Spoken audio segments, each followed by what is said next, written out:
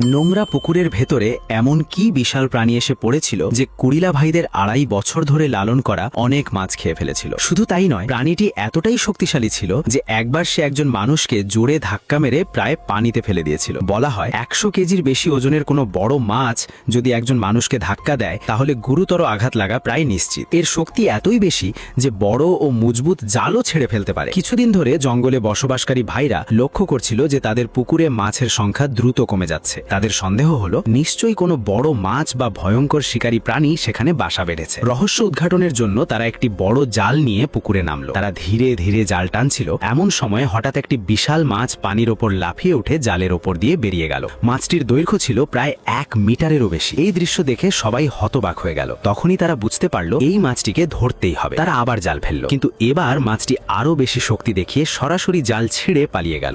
জালে বড় একটি ছিদ্র হয়ে গেল এবং মাছটি আবারও বেঁচে গেল। প্রথমবার জাল টেনে তুললে সেখানে শুধু কিছু সাধারণ মাছই ধরা পড়েছিল, কিন্তু যেই বিশাল মাছটির খোঁজে তারা নেমেছিল সেটি তখনও অধরা। এরপর সবাই দ্রুত আরেকটি জাল টানতে শুরু করলো, কারণ এখন তারা নিশ্চিত হয়ে গেছে যে পুকুরে একটি অত্যন্ত বড় এবং শক্তিশালী মাছ রয়েছে। এদিকে একজন ব্যক্তি কোনো ভয় না করে পানিতে নেমে সেই মাছটির পিছু নিল। কিছুক্ষণ মাছটিকে দেখা যাচ্ছিল না। যদিও জালে অনেক মাছ ধরা পড়েছিল, তবুও সবার নজর ছিল সেই বিশাল মাছটির দিকে। তারা বারবার সেটিকে খুঁজতে লাগলো। হঠাৎ জাল গুটানোর সময় মাছটি আবারও ভয়ঙ্কর গতিতে লাফিয়ে উঠে একজন মানুষের কাঁধের একেবারে পাশ দিয়ে চলে গেল। লোকটি ভয় পেয়ে গেল, কারণ মাছটি যদি সরাসরি তার গায়ে আঘাত করত তাহলে বড় ধরনের দুর্ঘটনা ঘটতে পারত। এখন সবাই পরিষ্কার বুঝতে পারল যে এটি একটি বিশাল স্নেক হেড মাছ, যাকে স্থানীয় মানুষ অত্যন্ত শক্তিশালী বলে মনে করে। পরের বার যখন তারা জাল দিয়ে মাছটিকে ঘিরে ফেলল, তখন মাছটি অন্য দিক দিয়ে পালানোর চেষ্টা করলো, কিন্তু সেখানে দাঁড়িয়ে থাকা ব্যক্তির মাছ ধরার বহু বছরের অভিজ্ঞতা ছিল। সে দ্রুত জালের নিচের অংশ এবং পাশগুলো বন্ধ করতে শুরু করলো, যাতে মাছটি বেরোতে না পারে। অন্য পাশে থাকা তার সঙ্গীও দ্রুত জাল গোটাতে লাগলো।